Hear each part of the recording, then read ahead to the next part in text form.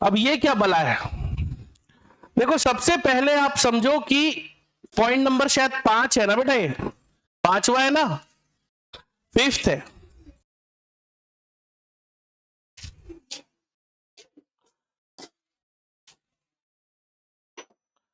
तो 5th जो point है वो क्या है बेटा, बोलो? Formation of interstitial compounds. अब मैं आपको समझाता हूं क्या होता है। देखिए इंटरस्टिशियल मतलब, देखिए इंटरस्टिशियल का मतलब क्या होता है? इंटरस्टिशियल का मतलब होता है बीच का। अब मैं ये वर्ड क्यों यूज कर रहा हूं इंटरस्टिशियल, उसका कारण समझो। मान लो जाए भाई मेरे पास जो है एक एटम है, डी ब्लॉक एटम है। कौन सा एटम है भाई? D block. तो ये डी ब्लॉक एटम है, ये उसका आकार, ये उसका शेप हो गया, ठीक है। बड़े ध्यान से समझना, मजा आएगा अगर समझ में आ गया तो। ये ठीक है, और सेम जो ऐसा ही है क्लोन करके एक और बगल में ले लेता हूं, ये कुछ इस प्रकार का। हम सबको पता है कि सारे एटम एक दूसरे को जस्ट टच किए रहेंगे। क्यों? क्योंकि ये बना रहे हैं मेटालिक बॉन्ड। कौन से बॉन्ड बना रहे हैं? We know that atom are spherical in shape, गोलाकार होता है, ये भी वी नो दैट। अब इसके चलते एक दिक्कत हो गई। वो दिक्कत ये है ना कि यहां एक खाली स्थान, खाली जगह बन गया है। दिख रहा है आपको? इस खाली जगह को बोलते हैं इंटरस्टिशियल स्पेस। अब इस खाली जगह जो बना है, जो रिक्त स्थान बन गया है, उस रिक्त स्थान में ऐसे एलिमेंट्स, ऐसे मॉलिक्यूल्स, अबे ये क्या हो गया जो बहुत ही छोटे होते हैं वो लाए करने लगते हैं, ये ऐसे इस रिक्त स्थान में, इस खाली जगह में छोटे एटम्स। अब ये छोटे एटम कौन हो सकते हैं जिनका आकार बहुत छोटा हो? वो कौन है? हो सकता है कि ये हाइड्रोजन हो सकता है कि ये नाइट्रोजन हो। ऑक्सीजन तो बड़े आकार का होता है, हालांकि ऑक्सीजन भी हो सकता है, मगर ऑक्सीजन का शेप जो है वो क्या होता है? बड़ा होता है। तो हाइड्रोजन और नाइट्रोजन जैसे छोटे छोटे एटम्स इसके अंदर लाए करने लगते हैं। समझ में आ रहा है? मान लो जाए मेरे पास एक फॉर्मूला है। क्या फॉर्मूला है? Fe। क्या फॉर्मूला है बोलो? Fe। तो ऐसे सिचुएशन पे मान लो जाए 100 Fe रखे हुए, यहां पे 100 Fe रखे, 100 Fe है, 100, उसमें 56 मान लो जाए 100 Fe है, उसमें 56 हाइड्रोजन है। दिख रहा है आपको? तो इसका फॉर्मूला क्या हो जाएगा? इसका फॉर्मूला ऐसा होगा FeH 0.56। तो जो इंटरस्टिशियल कंपाउंड का जो फॉर्मूला होगा ना, वो फॉर्मूला भी बड़ा अजीब टाइप का है। क्यों? क्योंकि ये तो खाली जगह, उस रिक्त स्थान पे छोटे छोटे मॉलिक्यूल्स भरे जा रहे हैं। तो हम ऐसा नहीं बता सकते कि कितने मॉलिक्यूल्स है, जितनी जगह खाली दिखी उतना भर गए। तो ऐसे कंपाउंड्स को किस नाम से बुलाते हैं बोलो? Interstitial compound. और कौन कौन से कंपाउंड, और कौन कौन से एलिमेंट ट्रैप हो सकते हैं? यहां कार्बन भी ट्रैप हो सकता है। तो what is the definition of interstitial compound? क्या हो जाएगा परिभाषा? बोलो क्या हो जाएगा? Small atoms like hydrogen, nitrogen, carbon are trapped in interstitial space and not stoichiometry. Stoichiometry के हिसाब से नहीं है भाई, ये 100 है तो ये भी 100 होना चाहिए, ऐसा नहीं है। अपने हिसाब से चल रहे। तो that is the interstitial compound. अब ऐसे में होता क्या है? इसकी स्ट्रेंथ बढ़ गई। कैसे स्ट्रेंथ बढ़ गई? इस खाली जगह को आपने भर दिया। जब किसी को देना होता है ना गिफ्ट, मिठाई का डब्बा, तो क्या देते हैं? जब बल्क में एक साथ मिठाई का डब्बा देना होता है तो क्या देते हैं? कौन सा मिठाई देते हैं? क्या देते हैं? बताओ मुझे, मैं आप लोगों से सवाल पूछ रहा हूं। यदि बल्क में आपको मिठाई देना है किसी को तो क्या दोगे आप? क्या दोगे? पेड़ा दोगे, ठीक। और काजू कतली कोई नहीं देता, अफवाह है, काजू कतली कोई नहीं देता। शादी भी, आप तेरी शादी में आऊंगा मैं, काजू कतली का डब्बा लेके जाऊंगा, ठीक है? और कुछ और दी ना, लड्डू वड्डू तो बता रहा, बोलो मेरे को काजू कतली चाहिए। क्या कारण है कि शादी ब्याह में लड्डू ही बांट रहे हैं? या जब आप किसी को घर में देने के लिए जाते हो या किसी के घर जाते हो या कोई आपको जब वापस भेज रहा होता है तो आपको क्या देता है? गुलाब जामुन देता है, लड्डू देता है, बूंदी का लड्डू। सोचो कभी क्यों? What is the reason behind that? Yes, गोला होता है, गोलाकार है वो। 1 2 3 4 5 6 7 8 9 10 हो गया। और कई बार तो डब्बा खोला 4 ही लड्डू था। तो गोलाकार होता है, गोलाकार। देखो काजू कतली क्यों नहीं दिया जा रहा? काजू कतली इसलिए नहीं दिया जा रहा है, इतने सी जगह में बहुत सारे काजू कतली आ जाएंगे, तो लड्डू दे देते हैं, गुलाब जामुन दे देते हैं। मैं जो बोल रहा हूं समझ पा रहे हो? उसके पीछे टेक्निकल रीजन है। Technical reason is the void, ये खाली स्थान, रिक्त स्थान। इस रिक्त स्थान जिसमें हवा भरा हुआ है, आपको लग रहा है भाई मेरे को उसमें लड्डू दिया, एक डब्बा लड्डू दिया। ठीक से तो देख, उसमें से 50% स्पेस, लगभग 40% स्पेस क्या है? खाली है। जो रिक्त स्थान है, खाली जगह है। मतलब डब्बा आपको एक दिया है, मगर उसमें, उस डब्बे में आधा ही मिठाई, 58% 60%, बाकी हवा हवाई है। तो वही मैं आपको समझा रहा हूं कि ये मॉलिक्यूल है, एटम और स्फेरिकल इन शेप। अब ये भाई, अब इसके पीछे नहीं सर, काजू कतली जैसा एटम, पागल है क्या बे? एटम का आकार क्या होता है? वो तो गोलाकार ही रहेगा।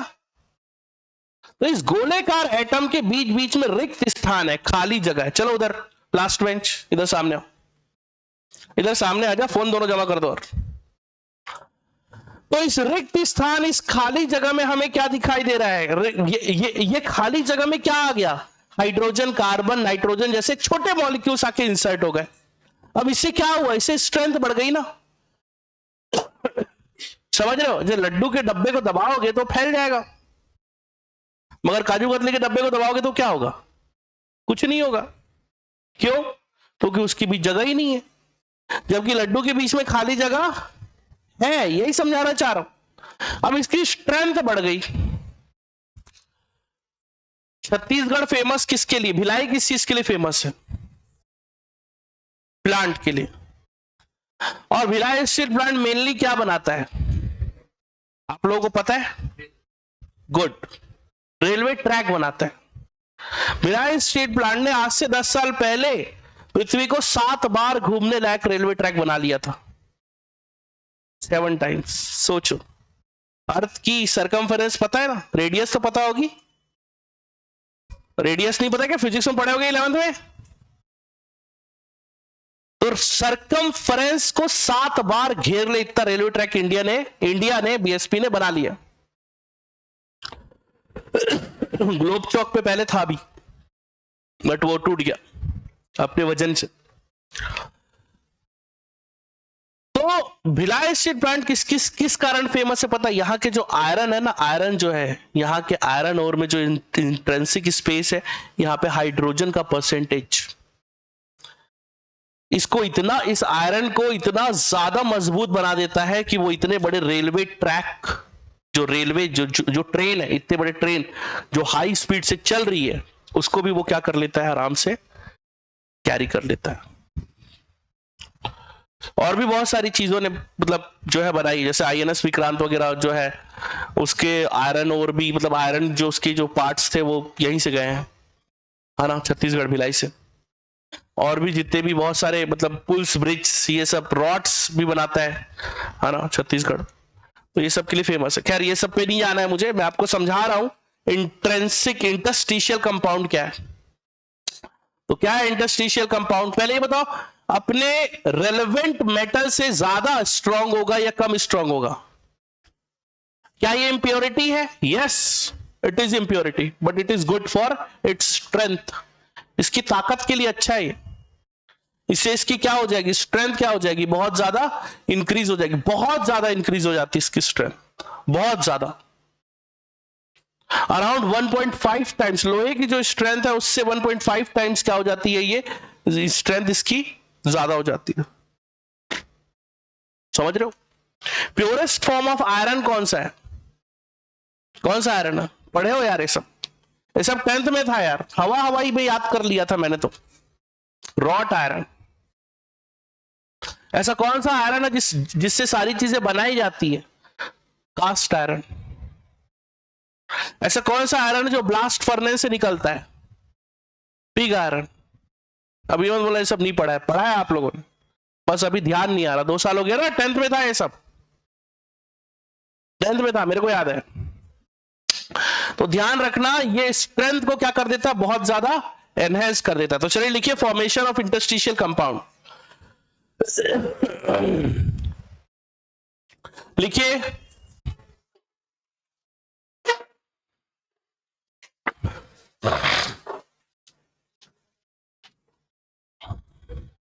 नहीं दिख रहा क्या?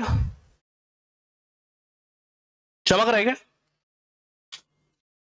थोड़ा सा? एक काम करो, बेंच अपनी तरफ खींचो और नीचे कोई पीछे करो, थोड़ा करो ना। अरे हाँ ना, करो, फिर नहीं होगा दिक्कत। तुम लोगों को चमक रहा है? तुम लोगों को चमक रहा है ऊपर? हाँ, चलिए लिखना चालू करें। फॉर्मेशन ऑफ इंटरस्टिशियल कंपाउंड लिखे। Hydrogen carbon nitrogen trapped, hydrogen carbon nitrogen trapped inside crystal lattice of metals, inside crystal lattice of metals।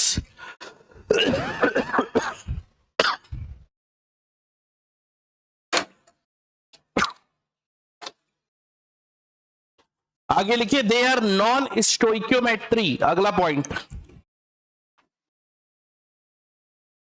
They are non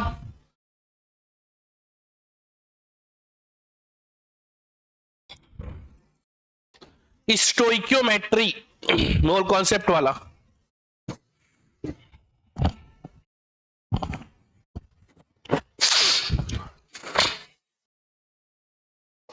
लिखिए their formula are,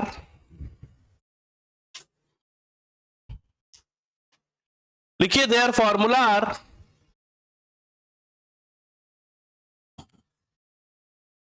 TiC Mn4n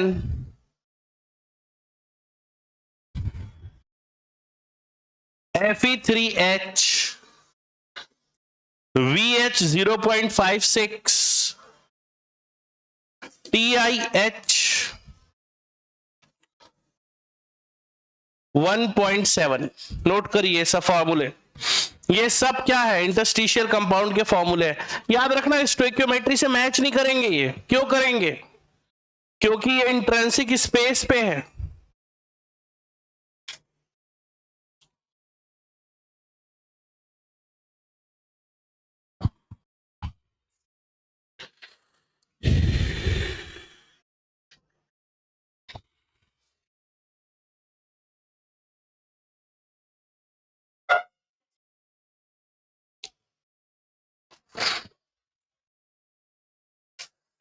आगे लिखे। अबे बाकी बच्चे कहां चले गए यार? आज कुछ है क्या? आज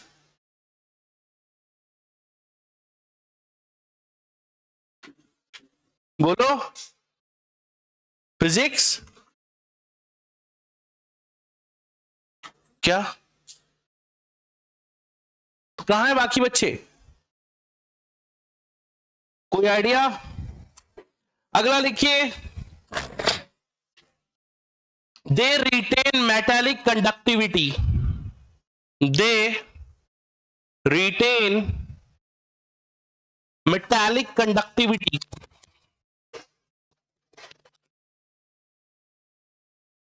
आदि बेटा गेट बंद कर दे रहा हूं। melting point are higher than pure metal।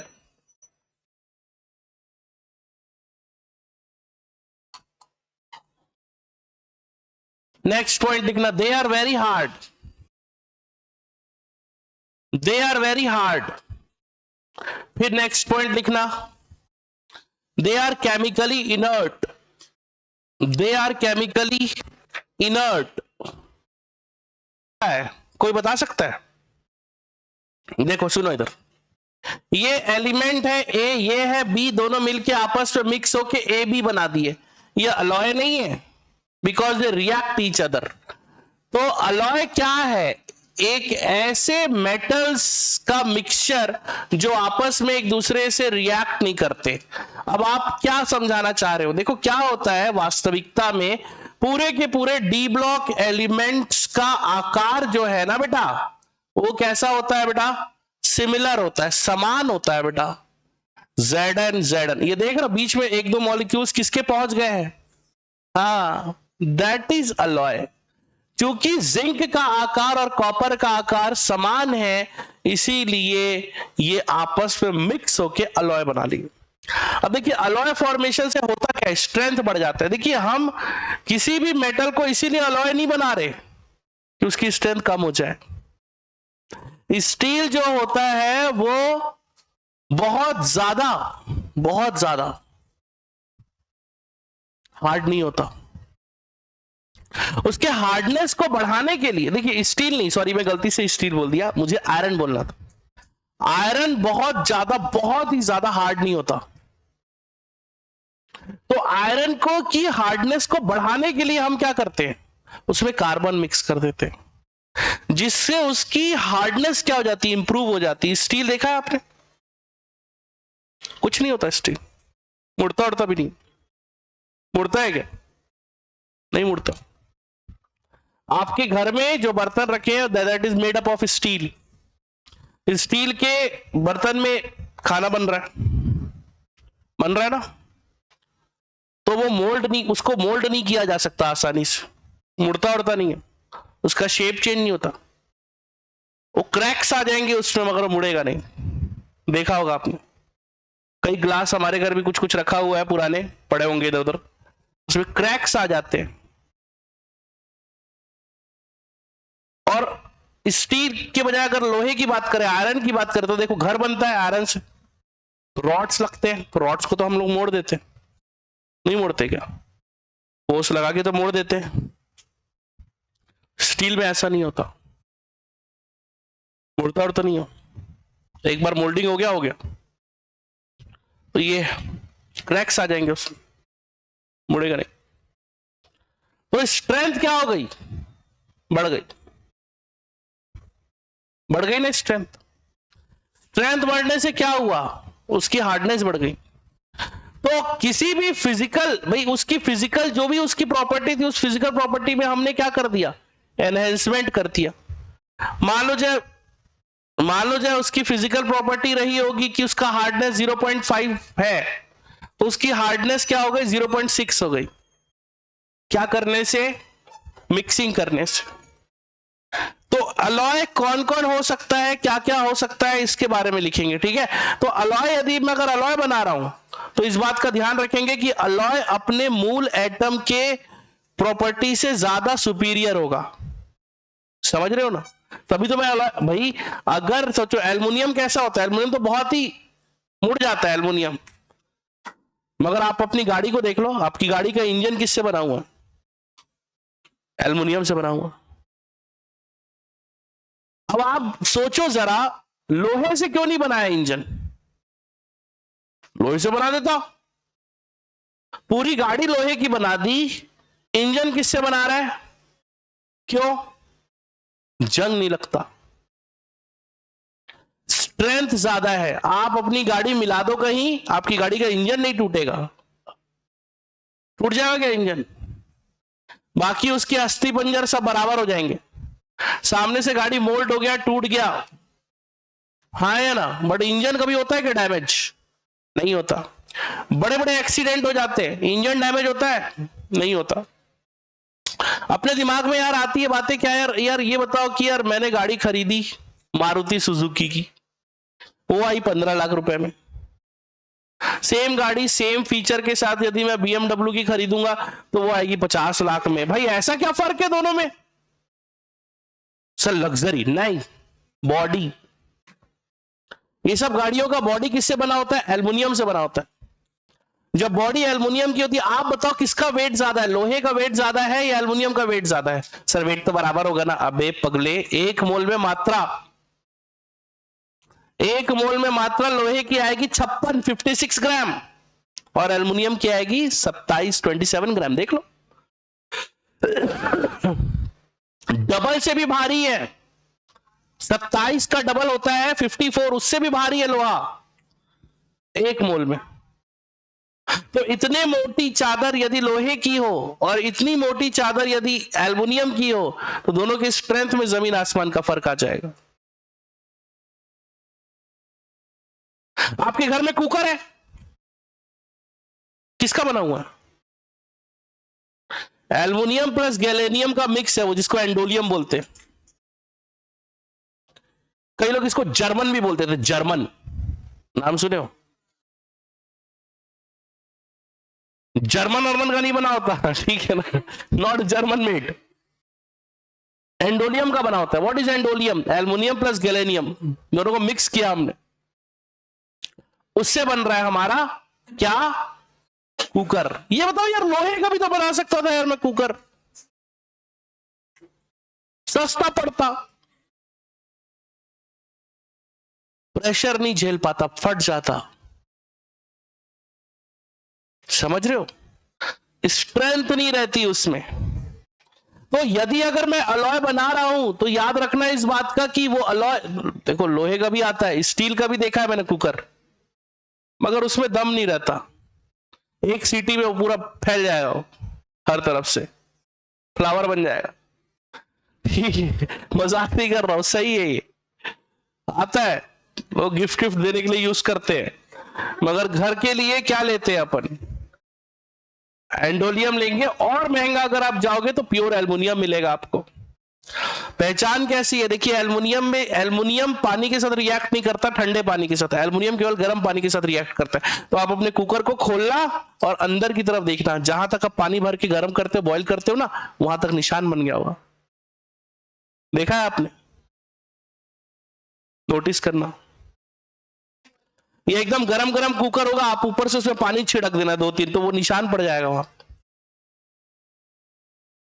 सिर्फ जहां आपने पानी छिड़का है वहीं पे निशान पड़ेगा। कई लोग क्या करते पता है, पूरा कुकर उठा के टंक वो उसके नीचे रख देते ठंडा करने के लिए, दाल वाल जिससे बनाते, उठाया सीधा करते हैं कई लोग। हालांकि एल्युमिनियम टॉक्सिक होता है, हमारे शरीर के लिए टॉक्सिक है, बट एल्युमिनियम रिएक्ट नहीं करता ना जल्दी पानी से, तो उतना ज्यादा दिक्कत नहीं है, ठीक है। बट आप तो उसमें क्या बना रहे हो? दाल बना रहे हो, तो टॉक्सिसिटी तो आती है। तो एल्युमिनियम की टॉक्सिसिटी बहुत ज्यादा नहीं होती, बट होती है। कॉपर की टॉक्सिसिटी थोड़ी ज्यादा टॉक्सिक, कॉपर की टॉक्सिसिटी सबसे ज्यादा टॉक्सिक होती है, सबसे ज्यादा। इसीलिए कॉपर का आप बर्तन नहीं देखोगे घर में बनाने वाला, देखे हो? पानी पीते मगर क्या भाई, सिर्फ और सिर्फ 4 घंटे से ऊपर नहीं होना चाहिए पानी, सुना होगा आपने। आप उसको, ऐसा नहीं है कि कॉपर का पूरा बर्तन है, भगोनी है, वो आप लेके उसको 3 दिन तक पानी उसमें रखे हो, पूरा टेस्ट आता है कॉपर का, उसमें पूरा मेटालिक टेस्ट आता है कॉपर का।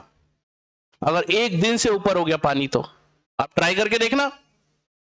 आप नॉर्मल पानी पीना और मेटालिक पानी, मतलब जो कॉपर वाले बॉटल का पानी पीना, आपको जमीन आसमान का फर्क दिखेगा टेस्ट पे। सबसे ज्यादा पॉइजनस कौन सा होता है? कॉपर होता है। इसे बोलते भी है, पुराने जमाने के लोग बोलते थे क्या, कांसे के बर्तन में खाना मत खाओ, या खाना स्टोर करके मत रखो। दही वही को नहीं करके स्टोर रखते कांसे में, कांसा क्या है? कॉपर और ब्रास ही तो है। ब्रास नाम सुना है, कांसा मतलब ब्रास। क्या होता है ब्रास? कॉपर और एसएन, जिंक, जिंक दोनों का मिक्सचर है। तो कॉपर रिएक्ट कर जाता है खट्टे से। खाना खाने के लिए यूज कर सकते हो थोड़ी देर के लिए, बट स्टोर नहीं कर सकते। उसकी टॉक्सिसिटी बहुत ज्यादा होती है कॉपर की। उससे भी ज्यादा टॉक्सिक है आपका पीबी, पीबी, लेड, सबसे ज्यादा टॉक्सिक। उससे एक बीमारी भी होती है जिसको ब्लू बेबी सिंड्रोम बोलते हैं। आप लोग बायो वाले हो तो आप लोग पढ़े होंगे। Toxicity of lead, blue baby syndrome, Google करोगे दिख जाएगा। ब्लू बेबी सिंड्रोम सबसे खतरनाक है। इससे पूरा बच्चा नीला पड़ जाता है, क्योंकि लेड जो रहता है ना, पीबी जो रहता है ना, वो ऑक्सीजन की सप्लाई को बंद कर देता है। इसीलिए नाम ही पड़ गया उसका ब्लू बेबी सिंड्रोम। ये सिर्फ बच्चों में होता है लेड की टॉक्सिसिटी से। तो हर मेटल टॉक्सिसिटी, देखिए हम पुराने जमाने गोल्ड पहनते थे ना, क्यों पहनते थे? कारण पता है उसका क्या है? गोल्ड और सिल्वर पहनने का रीजन ये है, देखिए सिल्वर जो है ना, आप अपने हाथ में रखे हो सिल्वर, ये सब हमारे शरीर में एब्जॉर्ब होता है। आप गोल्ड पहनो ना, ये हमारे शरीर में एब्जॉर्ब होता है। क्यों? क्योंकि जब जब जब आपका स्किन है, आपका स्किन है क्या, उसमें ग्लैंड्स है, सिबेशियस ग्लैंड, जिससे ऑयल निकलता है, पानी निकलता है, पसीना है। तो इससे मेटल घुलता है। अब ऐसा नहीं बोलेगा मेटल कैसे डिसॉल्व होगा, अरे होता है भाई, दुनिया का हर मेटल डिसॉल्व होता है वाटर में। क्यों नहीं होगा? मेटल डिसॉल्व होता है, और इट टेक सम टाइम। अब ऐसा नहीं है कि एक बार पानी डाले पूरा एक लेयर गायब हो गया। समझ रहे हो? इट टेक सम टाइम, काफी टाइम लगता है इसमें।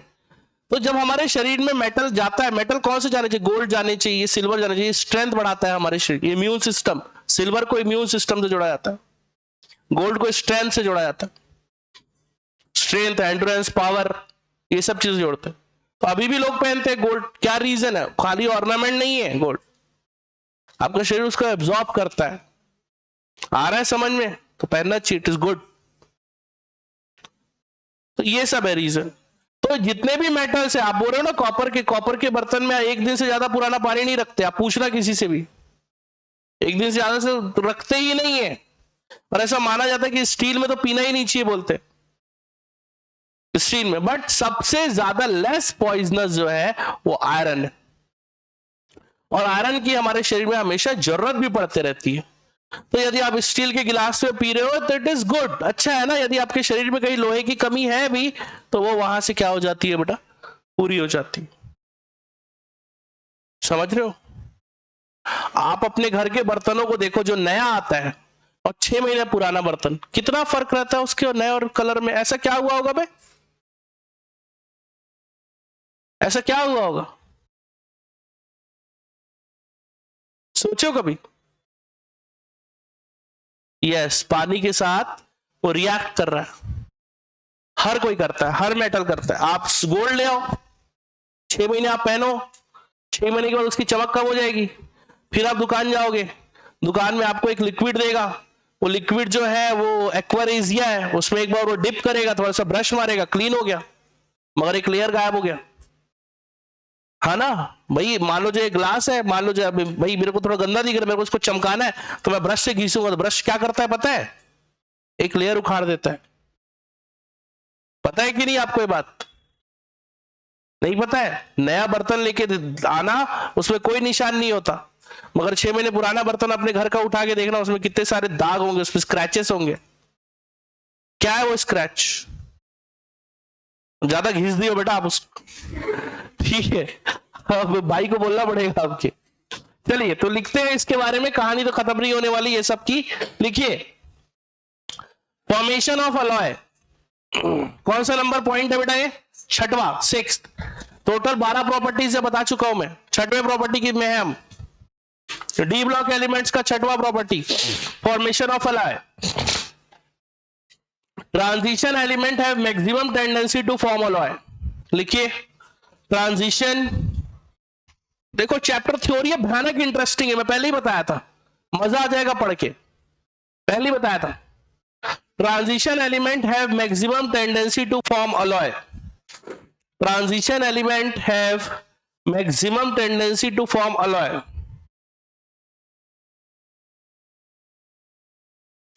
transition element have maximum tendency to form alloy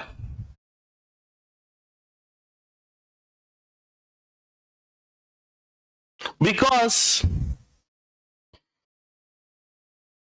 their size are approximately same, their size are approximately same,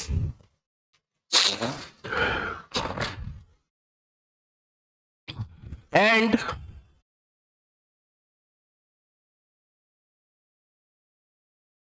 they mix together very easily, they mix together very easily।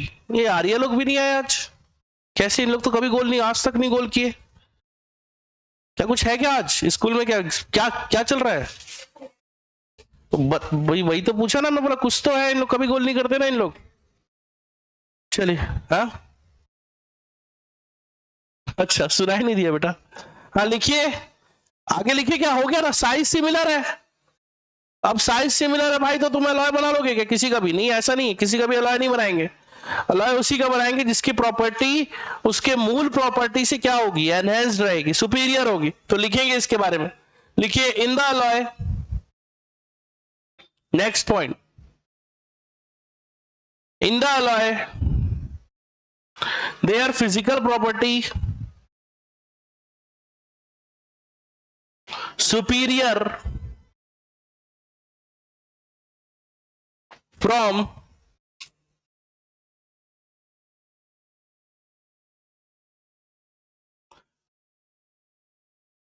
the mother metal।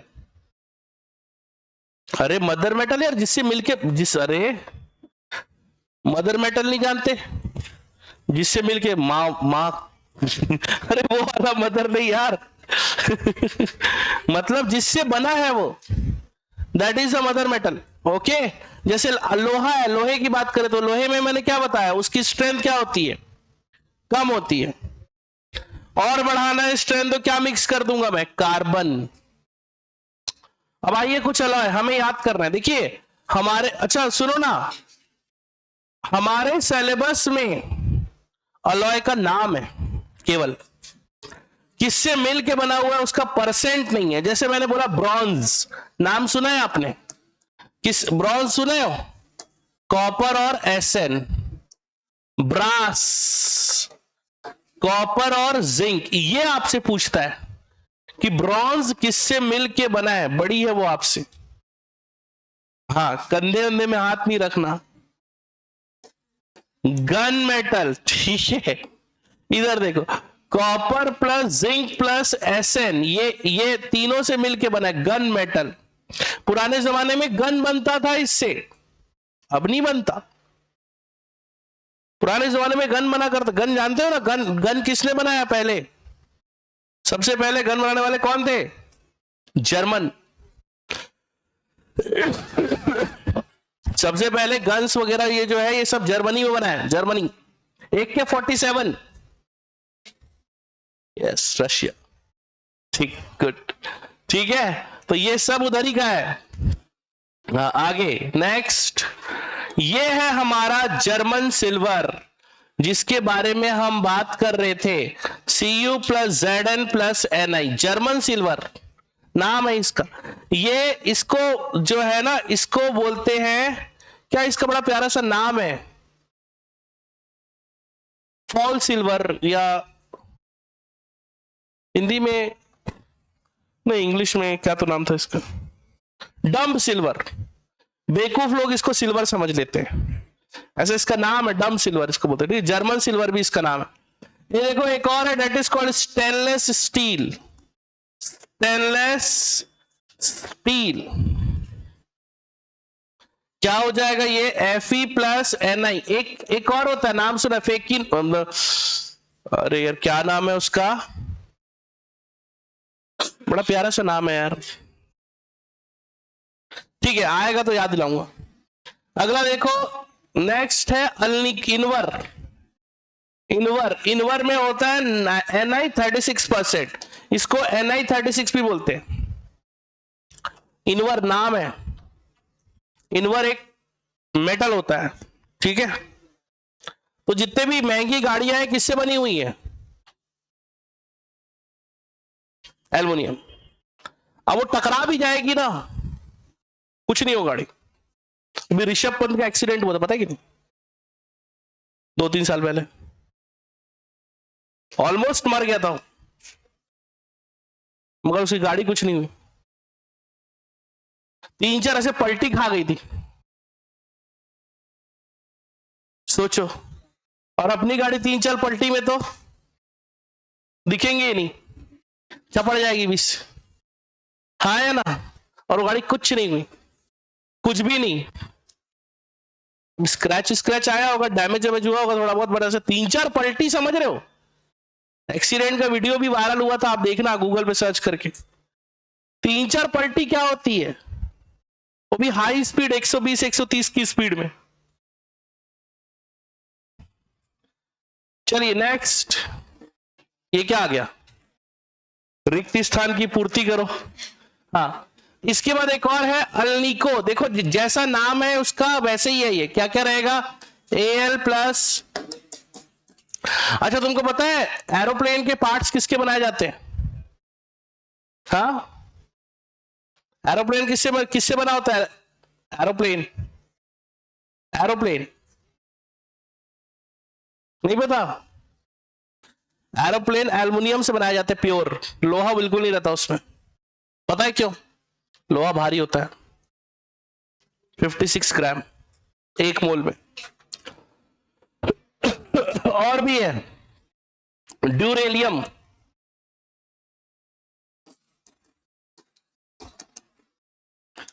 Cu plus Al plus Mn। एक और सुना होगा 24 carat gold, नाम सुना है क्या? है 22 है रे। इसमें क्या क्या रहता है? Au plus Ag, 18 carat gold. बोलो इसमें क्या रहता है? हाँ, Au प्लस Ag प्लस, शानदार। कौन बताया? गुड है, लगता है काफी ठीक। इसके बाद देखो जर्मन सिल्वर तो हो गया था। हाँ, एक और होता है जिसका नाम है व्हाइट मेटल। ये है Li प्लस Pb। और भी है, जैसे एक होता है सोल्डर नाम सुने हो क्या? सोल्डर नाम नहीं सुने हो? अरे सोल्डिंग आयरन में जो यूज करते हैं सोल्डर, अरे यार वायर को जोड़ने के लिए यार, वही है सोल्डर में रहता है Sn प्लस Pb, नाइक्रोम। चलो ये बताना, जिसे पूछूंगा वो बताना। तुम बताओ लड़की, नाइक्रोम क्या होता है? पढ़ा है आपने, मुझे याद है। नाइक्रोम क्या है तुम बताओ। हाँ अंचल बताओ, नाइक्रोम क्या है? नाइक्रोम नहीं पता आपको? अरे नहीं पता तो नहीं पता बोलो।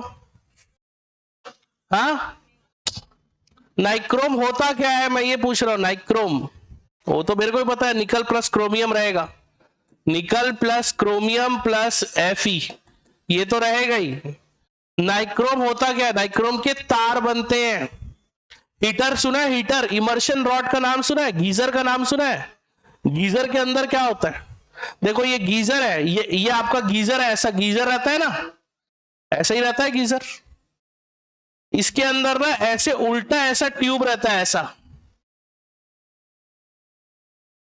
पता है आपको? इस उल्टे ट्यूब के अंदर यहां पे एक इमर्शन रॉड लगा होता है, ऐसा। इस इमर्शन रॉड के एक हिस्से को मैं काट के देखूंगा ना, तो ऐसा इसमें हीटर रहता है और पाउडर भरा रहता है। देखे हो कभी? कोई देखा है? इमर्शन रॉड का नाम सुने हो? अरे कैसा कर रहे हो यार, अभी ठंडी में इमर्शन रॉड यूज करते हैं ना, सभी थोड़े ना गीजर यूज करते हैं। मैं तो शादी के बाद घर में गीजर लगवाया।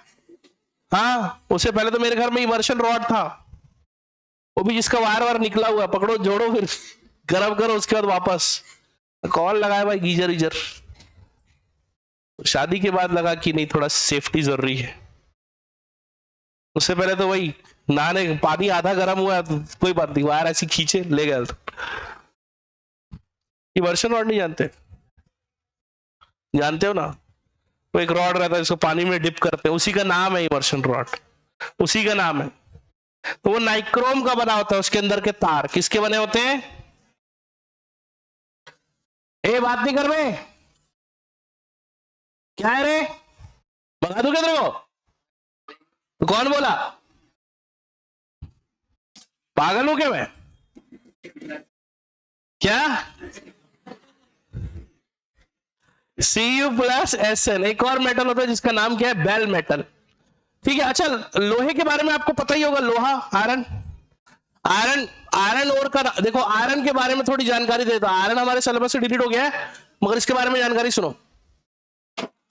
एक होता है, देखो 3 प्रकार का आयरन होता है। एक होता है पिग आयरन। क्या होता है? Pig iron. एक होता है cast iron. Cast, schedule cast नहीं है, कास्टिंग करने वाला आयरन है, वो वाला कास्ट ही है। ठीक है, और एक होता है रॉट आयरन। अब इन तीनों के नाम के हिसाब से समझो। पिग आयरन में Fe, देखो सब में Fe+C है, सब में, मगर इसमें कार्बन रहता है 4 से 5%, इसमें रहता है 2.5 से 4%, और इसमें रॉट आयरन में रहता है 1.5 से 2%। ये इसकी कैटेगरी है। तो कार्बन की मात्रा कम होती जाती है। सबसे ज्यादा प्योरेस्ट फॉर्म ऑफ आयरन कौन सा है? देख के बताओ। Pig iron. कहां से प्योर हुआ? हाँ, अरे भाई जिसमें इंप्योरिटीज कम, अरे गधो, जिसमें इंप्योरिटी कम है वो है ना प्योर। किसमें इंप्योरिटी सबसे कम दिख रही है? यस, तो ये कार्बन का परसेंट है। रॉट आयरन सबसे प्योरेस्ट फॉर्म है। तो चलिए लिख लीजिए। अच्छा सुनो ना, मैं बस एक छोटी सी जानकारी चाह रहा था आप लोगों से। एक वर्ड आप लोग सुने हो, अमलगम। क्या होता है अमलगम? ये भी एक, बट ये लिक्विड अलॉय। जैसे मैंने सोडियम मेटल लिया और इसको Hg के साथ मिक्स किया तो ये हो जाएगा सोडियम अमलगम, मगर ये लिक्विड रहेगा। कॉपर लिया और Hg लिया तो कॉपर, गोल्ड भी घुल जाता है, सोना भी घुल जाता है इसमें। देखो Hg का कलर कैसा होता है? सिल्वर के जैसा। तो गोल्ड डालोगे ना, वो भी घुल जाएगा, सब घुल जाता है। लोहा डालोगे ना, लोहा घुल जाएगा। मतलब मैं Hg लेके आऊं और अपनी गाड़ी की टंकी के ऊपर रख देता हूं, मान लो जो एक बूंद, बह जाएगा छेद करते हुए।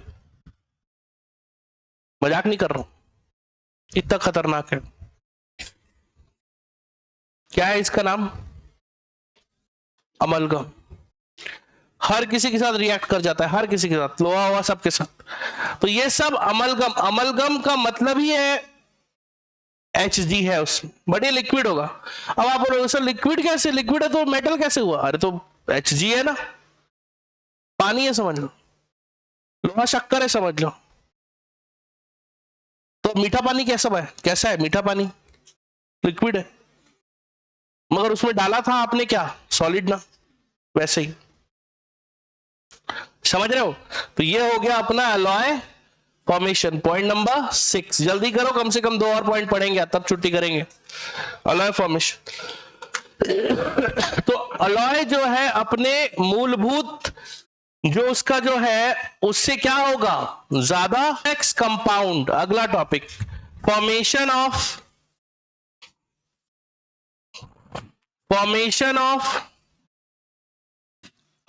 Complex compound. अब देखो इधर सुनो, पहले देखो, थोड़ा थोड़ा समझ आएगा, थोड़ा थोड़ा नहीं आएगा। हाँ दे दो, ले आओ। बाकी घबराने की जरूरत नहीं है, नेक्स्ट चैप्टर है कोऑर्डिनेट केमिस्ट्री, उसमें पूरा समझ में आ जाएगा, है ना। थैंक यू बेटा। ठीक, स्टेपलर लगा देता हूं मैं।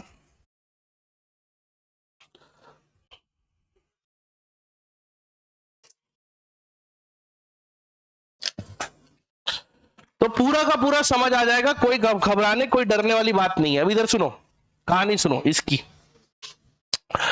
देखो क्या होता है कि मान लो जाए एफ ई है, मान लो जाए, तो इस एफ ई का यदि अगर मैं कॉन्फ़िगरेशन निकालूं तो वो हो जाएगा क्या बेटा बोलो, 3d6 4s2 हो जाएगा, होगा। मान लो जाए एफ ई +2 है तो ये हो जाएगा 3d6 4s2 4p0, सॉरी ये तो हट गया, और 4d0। तो इसके पास ना बड़ा खाली जगह है। क्या है? खाली जगह बहुत सारा। अब इस खाली जगह वैकेंट स्पेस पे कौन आके रहेगा? लिगेंड्स। कौन आके रहेंगे? लिगेंड्स। लिगेंड्स वास्तविकता में लुईस बेस होते हैं जिनके पास एक्स्ट्रा लोन पेयर होता है। अब मान लो जाए ये 4s का खाली जगह है और मान लो जाए ये आपका Cn है, Cn-, इसके पास एक्स्ट्रा लोन पेयर था, तो ये बोलेगा भाई दे दे यार अपना लोन पेयर मेरे घर रख दे।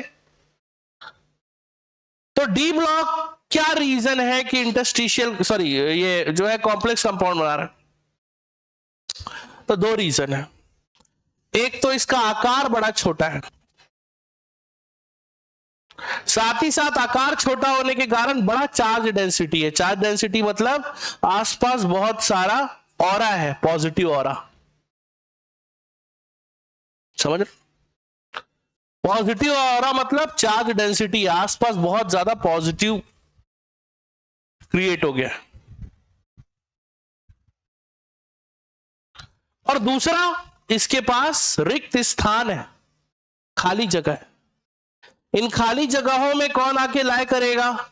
लिगेंड्स। तो चलिए लिखेंगे इसके बारे में, और फिर ये एक कंपाउंड बना लेगा क्या, जैसे फॉर एग्जांपल FeCN6 और ये K4। तो चलिए लिखेंगे इसके बारे में। लिखिए, फॉर्मेशन ऑफ कॉम्प्लेक्स कंपाउंड्स।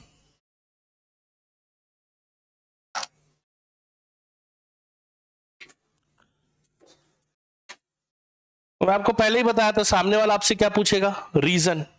एक बार रिवाइज कर लेते हैं। इंटरस्टिशियल कंपाउंड बनाने का रीजन बताओ। खाली जगह।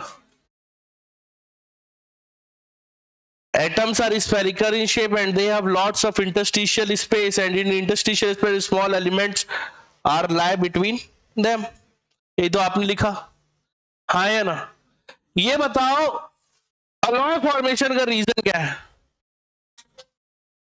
Yes, because the size of D block elements are almost same. That's why they form easily alloy.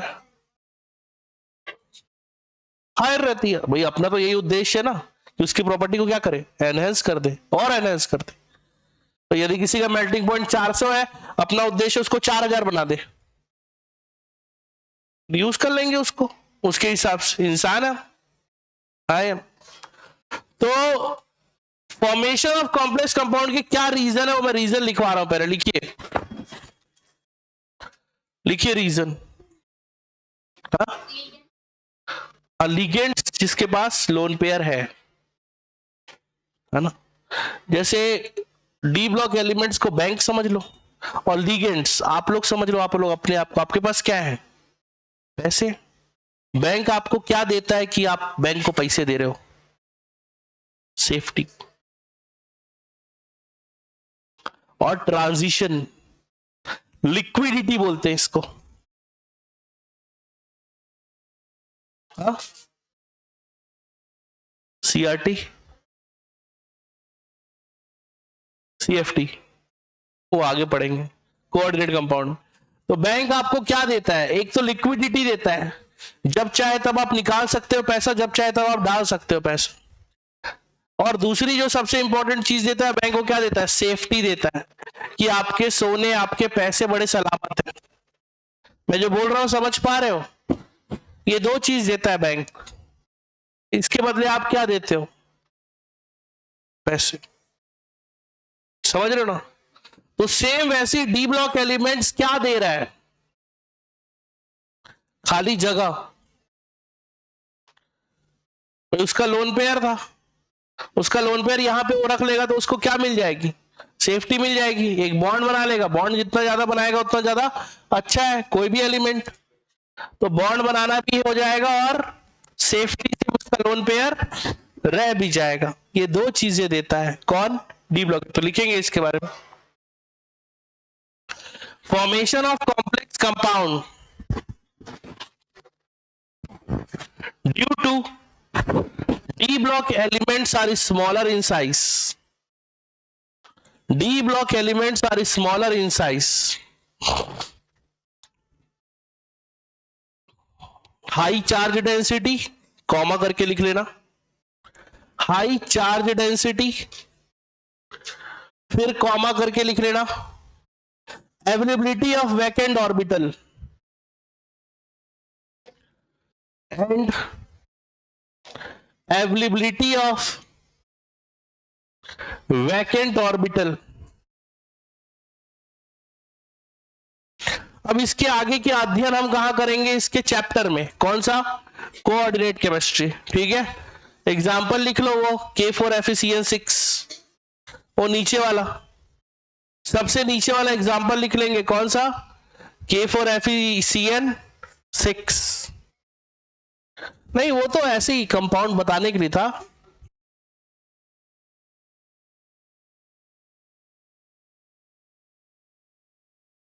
पूछो, गोरक्ष कोई डाउट है, पक्का, गुड। और तुम्हारे बाकी दोस्त लोग कैसे नहीं आ रहे? हाँ, मगर उसमें भी नहीं आया था ना पिछली क्लास, सारे।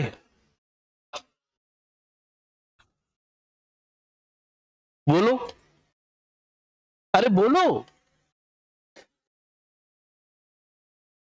हाँ देंगे ना, ये चैप्टर थ्योरी है, पूरा मजेदार है, देंगे, शीट देंगे। अच्छा, वो डीपीपी बोल रहे हो, हाँ तो थ्योरी है ना, इसमें क्या सीधा क्वेश्चन करेंगे, पीवाईक्यू देंगे, डीपीपी ऐसा नहीं है, बट थ्योरी है ना, टॉपिक तो कवर होने दो, फिर देंगे। अब उसमें क्या फॉर्मूला रहता था, उस फॉर्मूले का एक एप्लीकेशन ऐसा रहता था, ये ऑर्गेनिक का एक टॉपिक पढ़ा है, उससे रिलेटेड इक्वेशन। अब इसमें मैं क्या ही बताऊं, सब तो आपके सामने है। चलिए आगे लिखिए, मेल्टिंग पॉइंट, अगला टॉपिक लिखेंगे मेल्टिंग पॉइंट। बात नहीं कर रहे, कौन है रे मूर्ख, वेद, क्या सुनने में आ रहा है, तेरा दोस्त नहीं आया यथर्व, तो तुम्हारे ही साथ तो रहता है दिन भर, हो बात भी नहीं करते उससे, तो आदि का दोस्त है, इतना बात करता है तो आदि से करता है क्या?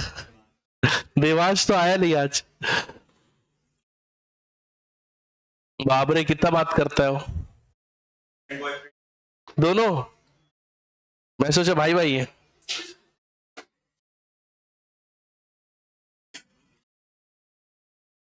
चलिए अगला टॉपिक लिखेंगे, नेक्स्ट टॉपिक लिखेंगे, नेक्स्ट टॉपिक मोस्ट इंपॉर्टेंट है, लिखिए मेल्टिंग पॉइंट। बातचीत नहीं करोगे तो ही बताऊंगा मैं। अब इधर देखो मेल्टिंग पॉइंट, इधर सुनो पहले, मेल्टिंग पॉइंट इधर देखो, सुन लो पहले। मेल्टिंग पॉइंट जो रहता है, मैं सीधा बात नहीं करना यार, प्लीज यार दोस्त, मेल्टिंग पॉइंट को एक ग्राफ के रूप में मैं आपको दिखाना चाहूंगा कि कैसा रहता है, तो आपको और अच्छे से समझ में आएगा। मान लो जाए एक तरफ मैं रखता हूं मेल्टिंग पॉइंट और एक तरफ रखता हूं एटॉमिक नंबर, एक तरफ रखता हूं मेल्टिंग पॉइंट और एक तरफ क्या रखूंगा बेटा, बोलो एटॉमिक नंबर। तो तीन ग्राफ मिलेगा, जैसा कि हमेशा मिलता था। एक ग्रीन से बनाऊंगा मैं सबसे पहले, तो ग्राफ मुझे कुछ ऐसा मिलेगा, देखो ऐसा, फिर ऐसा, फिर ऐसा, और फिर एकदम से डाउन ऐसा। कलर चेंज करके मैं थोड़ा ऑरेंज टाइप की मैं बनाऊंगा, जो है वो कैसा रहेगा, वो कुछ इस टाइप का रहेगा, ऐसा, फिर ऐसा, फिर ऐसा होके, फिर ऐसा करके, फिर ऐसा, ऐसा, ऐसा, लगभग एकदम डाउन हो गया। और लास्ट में मैं व्हाइट कलर से बनाऊंगा आप लोगों के लिए, ये फिर से इस तरीके का होके, फिर इस तरीके का होके, फिर ये इस तरीके का एकदम से डाउन होगा। तो ये क्या बताने की कोशिश कर रहा है? ये बताने की कोशिश कर रहा है कि यदि आप आगे बढ़ते जाओ, आगे किस तरह बढ़ते जाओ, ये scandium, titanium, vanadium, chromium, sorry मतलब फिर से एक बार, स्कैंडियम, स्कैंडियम, टाइटेनियम, वैनेडियम और ये क्रोमियम। सेम ऐसी आगे बढ़ते जाओगे तो आपको क्या दिखेगा? यहां पे क्या दिखेगा? ये कौन है आपका? मॉलिब्लेडम, और ये कौन है आपका? टंगस्टन। अब सवाल ये है कि ये जो अजीब सा जो उतार चढ़ाव है ये क्यों है? तो that is depend on the number of unpaired electron. जिसमें जितना ज्यादा अनपेयर्ड इलेक्ट्रॉन है वह उतना ज्यादा melting point, boiling point show करता है। आपकी जानकारी के लिए बता दूं, क्रोमियम एक ऐसा एलिमेंट है जिसका होता है क्या है? 3d5 4s1, 6 अनपेयर्ड इलेक्ट्रॉन होता है। पूरा लिख देता हूं, 6 अनपेयर्ड इलेक्ट्रॉन होता है। 6 अनपेयर्ड इलेक्ट्रॉन सबसे ज्यादा सर्वश्रेष्ठ है। समझ रहे हो? इससे ज्यादा अनपेयर्ड डी में मैक्सिमम कितना हो सकता है? 5, उससे भी एक ज्यादा है। क्योंकि कॉन्फ़िगरेशन 4s में क्या आ गया? 1। अब उसके नीचे देखो कौन है? क्रोमियम के नीचे। तो आप समझ गए होंगे कॉन्फ़िगरेशन क्या आएगा? 4d5 4s1। उसके नीचे देखो कौन है? टंगस्टन। कौन है पता है? टंगस्टन के बारे में जानता है कोई? हाँ, कारण क्या होगा कि इसका बल्ब में फिलामेंट बना दे रहोगे तुम? है क्या कारण है इसका? Yes, high melting point. इसका मेल्टिंग पॉइंट इतना ज्यादा है, इतना ज्यादा है, इतना ज्यादा है, इतना ज्यादा कि आप सोच भी नहीं सकते। 3500 डिग्री सेल्सियस, 3500। दुनिया में इससे ज्यादा मेल्टिंग पॉइंट वाला कोई एलिमेंट ही नहीं है। इतना ज्यादा मेल्टिंग पॉइंट होने का फायदा क्या है? आप कितने भी हीट तक उसको गर्म करो, पिघलेगा नहीं। यही तो चाहिए मेरे को। मेरे को एक ऐसा फिलामेंट चाहिए था जिसको मैं बहुत ज्यादा हीट दूं मगर पिघले ना। बल्ब को देख लो, बल्ब क्या है? बल्ब में ना, जलते हुए बल्ब में, वो वाला बल्ब जो आता, बल्ब बल्ब, उसको आप छूओगे ना, हाथ जल जाएगा। सोचो अंदर उसके जो फिलामेंट है उसका टेम्परेचर कितना रहता होगा, फिर भी वो गलता नहीं है। उसकी जगह आप कोई दूसरा मेटल डालोगे तो वो पिघल सकता है due to high current, but वो पिघलता नहीं है। शानदार, आप लोग काफी जानकार हो। गुड, अच्छा लगा मुझे सुन के कि आप लोग को आता है। तो ये किसका था भाई? टंगस्टन। अब ये जो सबसे नीचे है ये कौन है? गया गुजरा। ये है गया गुजरा Hg बेचारा, जो लिक्विड है। मेल्टिंग पॉइंट की क्या बात कर रहे हो? तो मेल्ट ही रहता है नॉर्मल टेम्परेचर पे भी। ये कौन है? गया गुजरा जो नीचे पहुंच चुका है। ये Cd है, और ये कौन है? जिंक है। अब आप समझ गए होंगे मैं कहना क्या चाह रहा हूं। तो पूरे के पूरे डी ब्लॉक एलिमेंट में हाईएस्ट किसका होता है? टंगस्टन। कितना? 3400 डिग्री सेल्सियस। और लोएस्ट किसका होता है? Hg का, -38 डिग्री सेल्सियस। मतलब -38 इसका मेल्टिंग पॉइंट है। मतलब नॉर्मल टेम्परेचर पे ये क्या है जी? पिघला हुआ है। तो लिखेंगे इसके बारे में,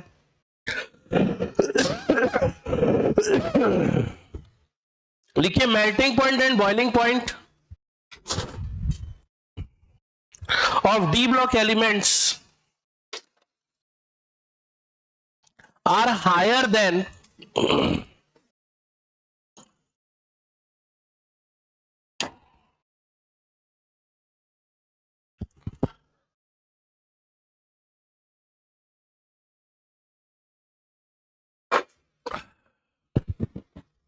S block।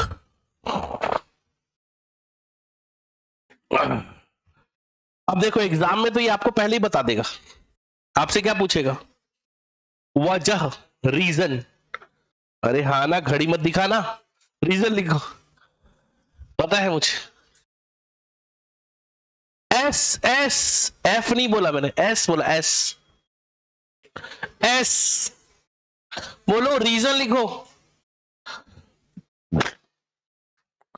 Due to strong metallic bond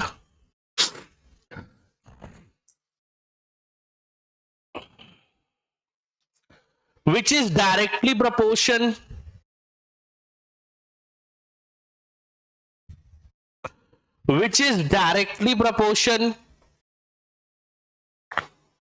to the unpaired unpaired unpaired number of electron.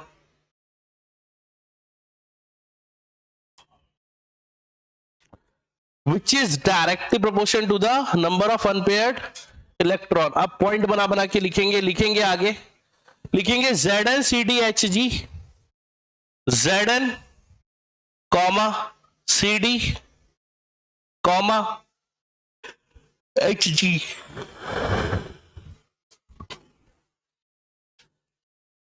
Comma CD comma Hg. They have least melting point due to all electron are paired.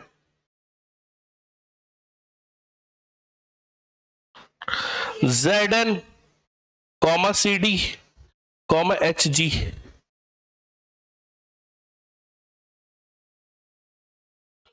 They have least melting point and boiling point because they have all paired electron.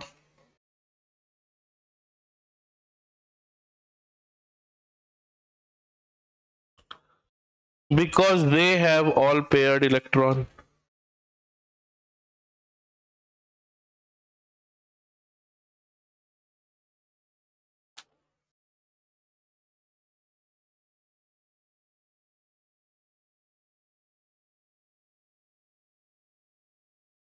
हो गया क्या जी? आगे बढ़े? आफिया हो गया? Good. आगे लिखे. Next point लिखे इन 3D series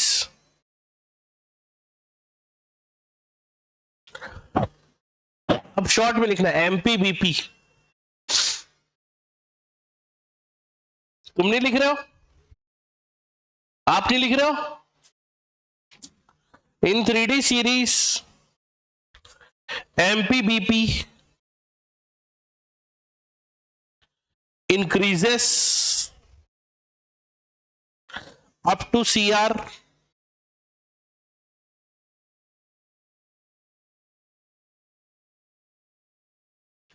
then decreases Mn to Zn. Mn TO Zn मतलब मैंगनीज से जिंक. बढ़ा हो गया जी? पढ़े आगे.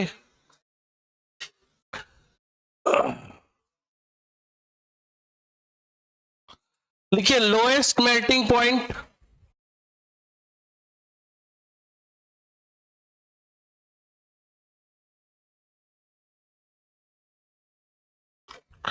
-38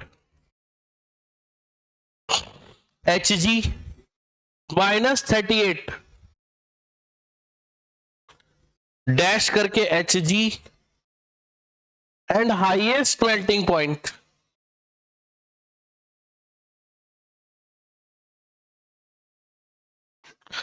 W टंगस्टन